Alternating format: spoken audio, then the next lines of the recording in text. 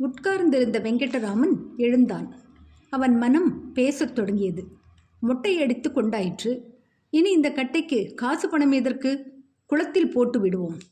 அவன் மடியிலிருந்த 3.5 ரூபாயை எடுத்து குளத்தில் எறிந்தான். குளிக்க வேண்டுமா என்ன? வேண்டாம். சட்டையும் வேட்டியும் வேண்டாம். வேட்டியை கிழித்து ஒரு ஜான் துண்டில் கோவணம் கட்டி கொண்டால் போதும். வெங்கடராமன் சட்டையை கழற்றிவிட்டு வேட்டியை அவிழ்த்து ஒரு துண்டு கிழித்து கோவணம் கட்டிக்கொண்டான். கோவணம் கட்டிக்கொண்டோம், இது போதும். மற்ற துணிகளை குளத்தில் எறிந்து விடுவோம். அவன் மீதி துணிகளோடு பூநூலையும் கழற்றி சுருட்டி குளத்தில் எறிந்தான்.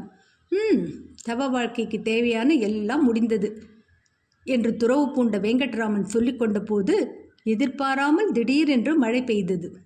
பால சந்நியாசியாகிவிட்ட வெங்கடராமன் அது கண்டு ஆச்சரியப்பட்டு, இதென்ன அதிசயம், குளிக்காமல் இருந்த என்னை மழை வந்து குளிப்பாட்டுகிறதே என்றவர், அண்ணாமலையாரே, அருணாசலா, அப்பா, இந்த பிள்ளை இதோ உன் ஆலயத்திற்கு வருகிறேன் என்று கூவிக்கொண்டே மழையில் நனைந்தபடி வேகமாக மீண்டும் ஆலயத்திற்குள் வந்து அண்ணாமலையார் சந்நிதி முன் நின்று இறைவனை வழிபட்டு தியானத்தில் ஆழ்ந்தார்.